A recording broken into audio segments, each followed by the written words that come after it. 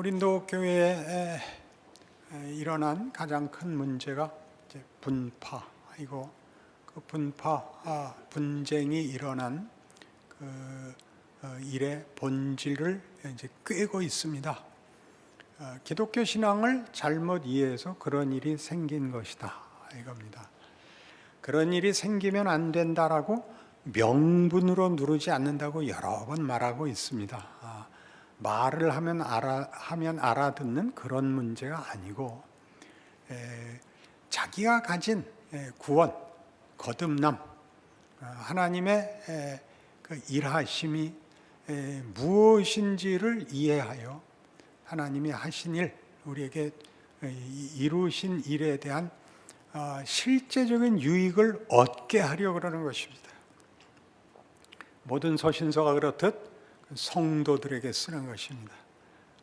잘잘못을 가려서 참성도와 거짓성도를 나눌 마음이 없습니다. 그러니 꾸중으로 듣지 마시고, 여러분들의 고백과 믿음이 무슨 실제적인 유익과 위로와 간섭 속에 있는가를 알아라, 그런 말씀이지요. 이게 중요한, 내가 신령한 자들을 대함과 같이 너에게 말할 수 없어서 육신에 속한 자 곧 그리스도 안에서 어린아이들을 대함과 같이 한다. 그러니 우리가 아는 무슨 세상에서의 조건 같은 것과 다른 것입니다. 너희가 아직도 분쟁을 일삼는 것이 전부라면 너희는 아직도 기독교 신앙에서는 너희는 어린아이들이다, 그렇게 말하죠. 잘잘못으로 나누기보다 어린아이, 더 커야 하는 것을 지적합니다. 이제 그 3절 보시면 너희는 아직도 육신에 속한 자로다. 너희 가운데 시기와 분쟁이 있으니 어찌 육신에 속하여 사람을 따라 행함이 아니리요. 오늘 그 꾸중 중에 그 본질을 드러내는 가장 중요한 단어입니다. 시기와 분쟁입니다. 이 시기는 같은 단어를 우리말 번역에서 이렇게 그 형편에 따라 다르게 표현하였습니다. 여기에선 시기로 나오지만 빌립보 3장에 가시면 사도 바울이 자신을 이제 설명하는 것이죠. 이제 나도 자랑할 것이 사실은 있는데 내가 안 할 뿐이다. 그건 쓸데없는 것이다가 나옵니다.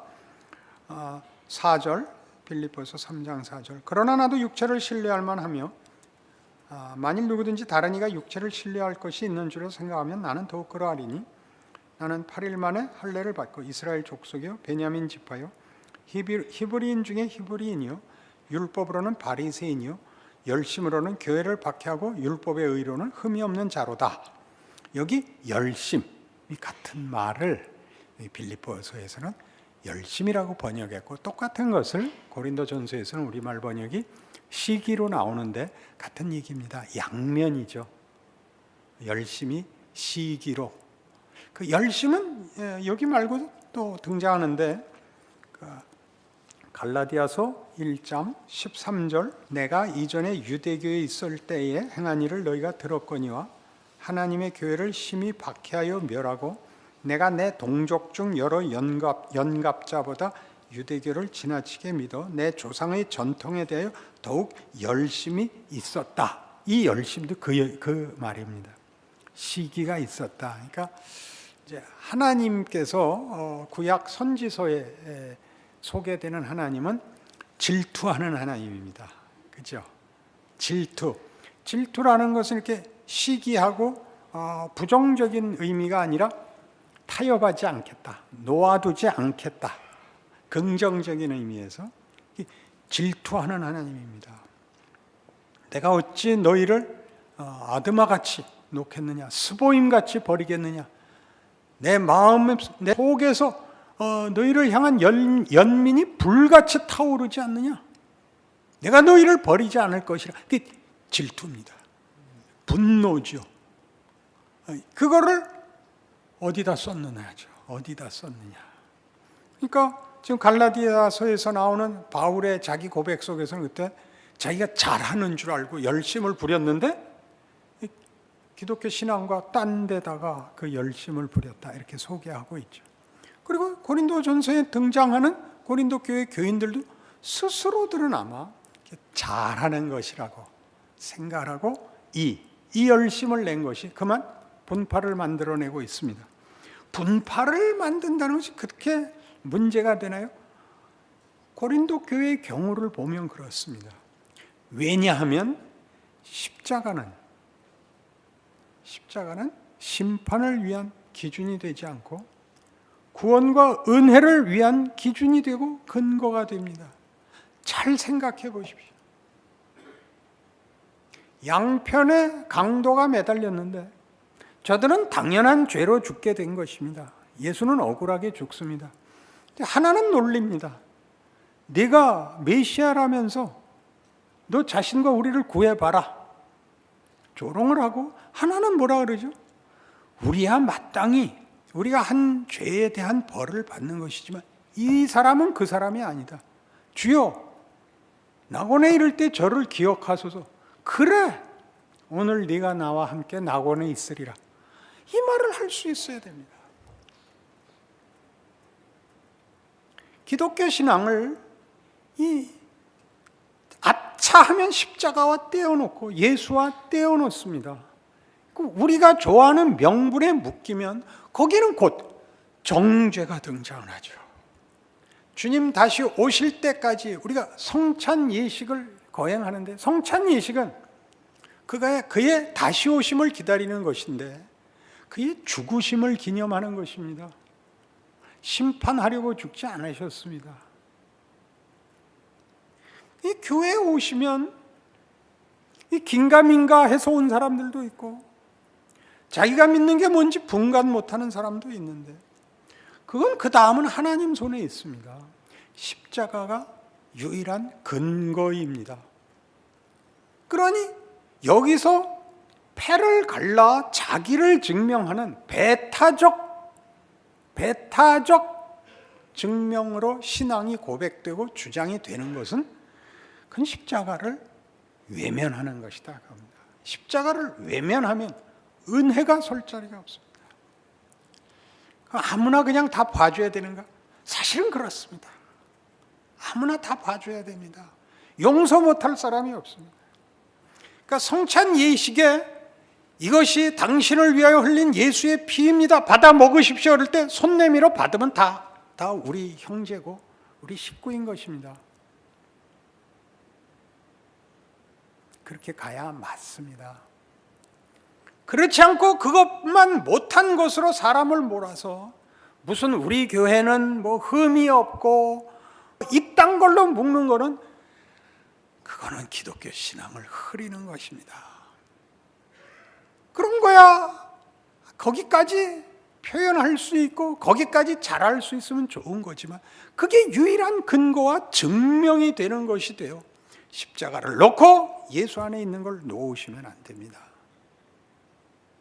그러니까 십자가로 가는 길을 막고 십자가가 유일한 구원의 길인 것을 막는 다른 주제를 꺼내고 주장을 꺼내서 패가 갈리면 틀리는 것입니다.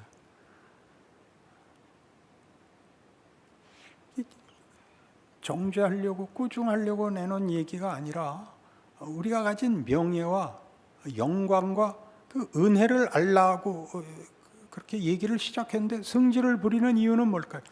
답답한 겁니다. 기독교가 뭔지 자기가 고백하는 고백이 뭔지 교회가 뭔지 개뿔도 모르고 자꾸 고함들을 질러대니까 성질이 나는 것입니다. 이 성질을 아멘 하시겠습니까? 안 한다고? 30년이나 됐는데 안 한다고?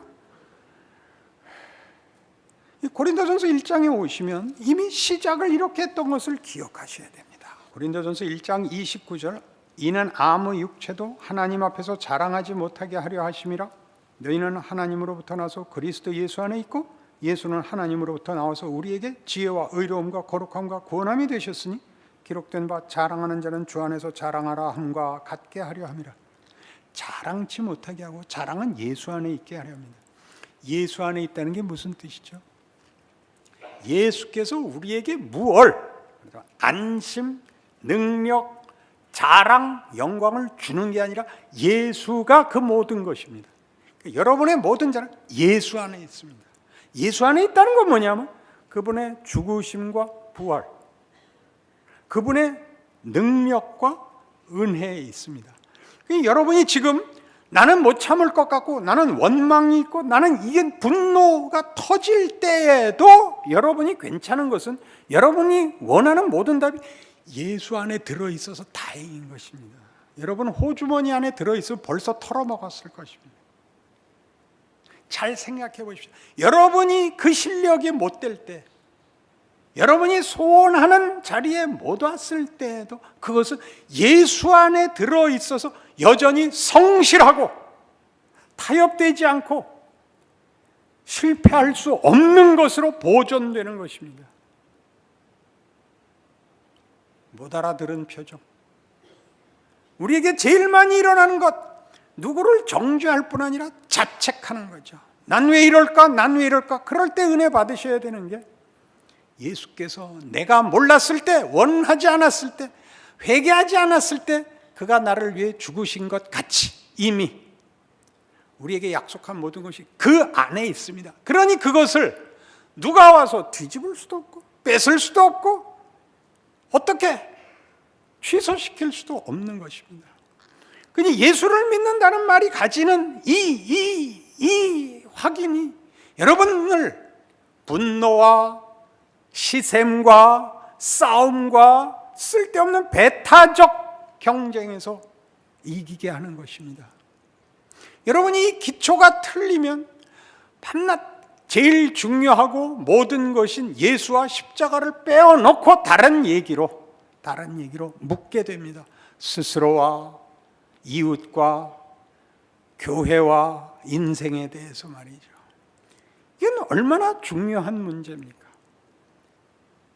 우리가 사랑한다라는 말을 성경에서 요구받는 가장 큰 이유는 예수 안에 묻고 우리에게 허락한 은혜의 가장 중요한 본질이 사랑입니다. 사랑은 상대방을 위한 것입니다. 하나님이 그 사랑은 우리를 위하여 예수 안에 묻어놓은 것입니다. 그리하여 우리 것으로 묶은 것입니다. 이 사랑이 뭐냐?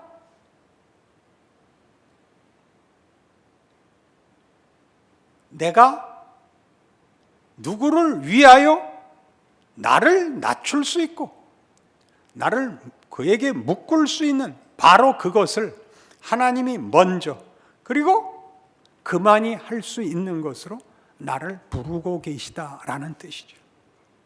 나는 기계적인 작동에 묶여 있지도 않고 인과율에 묶이는 것이 아니고 이해관계로 묶여 있지 않고 하나님이 예수 안에서 보인 것 같이 너를 위하여 준 하나님의 모든 진심과 능력을 동원한 신적 의지요, 목적이요, 대상이요, 실제로 행한 역사다 라는 사실을 품을 때에만 사랑을 할 수 있는 거죠. 그걸 하시라는 거죠. 예수 안에 있다. 그러니 시기와 분쟁이라는 것은 단순히 무슨 윤리거나 단순히 무슨 도덕적 가치에 의해서 하지 말라는 것 아닙니다. 우리 안에 일어나지요. 분노, 보복, 원망, 자책, 절망 이런 게 수도 없이 우리한테 일어나지만 우리의 변덕과 우리의 한계 속에 하나님의 약속이 들어와 있는 것이 아니라 예수 안에 주어졌기 때문에 십자가에서 다 부활로 묶으셨기 때문에 우리가 예수를 믿는 일을 우리 인생 어떤 경우와 어떤 자리에서도 안심하는 것입니다. 아멘 하는 것입니다. 그게 안 되면 옆 사람을 잡는 수밖에 없습니다. 지난주에 삼손 했죠? 삼손은 뭐한 사람이라고요? 하나님 마지막 기도를 들으셔서 이 왼수들에게 복수를 하고 함께 죽게 해주십시오. 그렇지 않다 그 얘기예요. 자기도 죽고 남도 죽이는 그런 길로 가지 않는다. 내가 너희를 위해 내 아들을 보낸 것을 보라. 그가 어떻게 너희를 구원하고 편들고 사랑하고 모든 것을 주었는가 봐라. 그게 기독교 신앙입니다. 우리의 인생입니다. 여러분의 인생의 불편한 것들과 혹 가지는 억울함들을 누구에겐가 쏟아 부어서 보상받겠다 하는 생각은 세상이 만든 것입니다. 하나님은 그렇게 안 하십니다. 그러니 하나님을 아버지라고 부른다면 여러분 실력으로 담아낼 실력이 없을 때에도 이 하나님이 내 아버지시고 나에게 내가 원하고 이해하는 것보다 더 큰 것을 주신 하나님이시며 그리 승리케 하실 것이다 라고 성경 말씀으로 여러분을 위로하시고 격려하셔야 됩니다. 그렇게 하지 않으면 여러분은 여러분의 믿음을 보상받을 데가 없습니다. 갈라디아서 6장에 가시죠. 고린도 후서 다음이 갈라디아서 6장 1절. 형제들아, 사람이 만일 무슨 범죄한 일이 드러나거든 신령한 너희는 온유한 심령으로 그러한 자를 바로잡고 너 자신을 살펴보아 너도 시험을 받을까 두려워하라. 너희가 짐을 서로 지라. 그리하여 그리스도의 법을 성취하라. 만일 누가 아무것도 되지 못하고 된 줄로 생각하면 스스로 속임이라. 각각 자기의 일을 살피라. 그리하면 자랑할 것이 자기에게는 있어도 남에게는 있지 아니하리니 각각 자기의 짐을 질 것이라. 심오한 말씀입니다. 처음에는 짐을 나누어 지라 그랬다. 자기 짐을 지라로 끝나고, 그리고 누가 범죄하거든 그를 바로 잡으라고 했다가 아무것도 되지 못하고 된 줄로 생각하면 안 된다라고 말이 앞뒤가 모순되는 것 같이, 상충되는 것 같이 나열되어 있습니다. 무슨 뜻일까요? 예전에 갈라디아서 할 때 자세히 했습니다만 다시 한번 상기합시다. 우리는 짐을 나누어지도록 보냄을 받고 있습니다. 짐을 나누어진다는 건 뭘까요? 그것은 우리의 명예입니다. 그것이 그리스도의 법을 성취하는 것이랍니다. 그리스도의 법. 예수를 믿는다는 말은 그렇게 함부로 할 수 있는 게 아니라는 뜻이죠. 짐을 나누는 것입니다. 그 짐을 나누면 상대방이 회복이 되는 기회가 있답니다. 그렇게 하실 것이랍니다. 그리스도의 법입니다. 우리가 모르고 오해하여 원망 속에 죽여버린 그분이 우리를 구하기 위하여 우리 손에 죽으셨답니다. 그것이 아버지의 뜻이요 예수 그리스도의 기쁜 순종이었습니다. 그를 가로막는 베드로에게 사단아 물러가라. 너는 하나님의 일은 생각지 아니하고 사람의 일을 생각하는도다 라고 꾸짖으신 우리 주님이십니다. 그렇게 하는 게 멋있어서가 아닙니다. 생각해 보십시오. 누구를 잡아서 시원해지는 해결책은 없습니다. 누구를 잡으려면 자신이 먼저 험악해지는 수밖에 없습니다. 그렇죠? 인생을 포기하고 막다른 골목으로 몰 뿐입니다. 거기에 무슨 은혜가 있습니까? 무슨 자랑이 있으며 명예가 있습니까? 막장에 내몰린 비명과 고함만 있죠.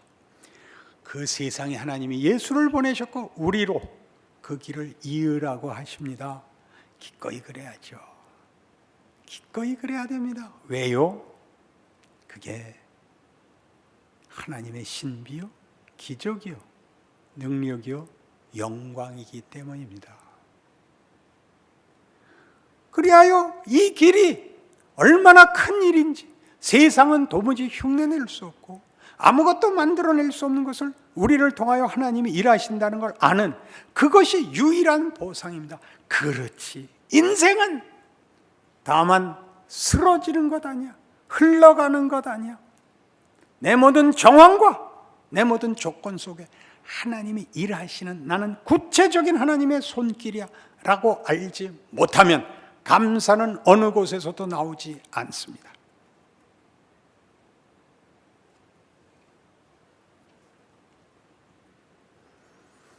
요즘이야 추워서 인상들이 굳었다 그러고, 지난 여름에는 왜 인상들을 쓰고 계셨습니까? 지났으니 한번 물어봅시다.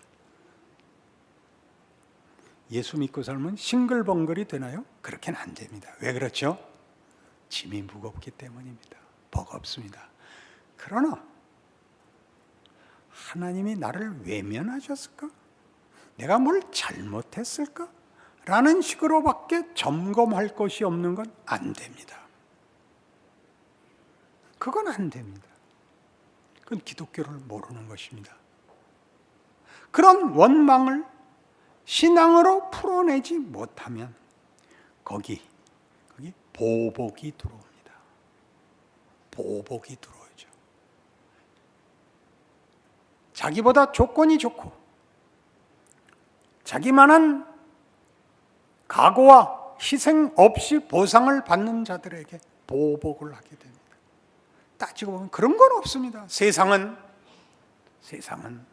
그들이 가진 어떤 승리도 사실은 거짓입니다. 우리만이 참으로 예수 안에서 길과 진리와 생명을 갖고 있는 자입니다. 다시 한번 생각해 보십시오. 여러분의 모든 조건들을 십자가에 비추어 보십시오. 그러면 자랑할 것이 여러분 스스로에게 있습니다. 저 사람은 그건 잊으십시오.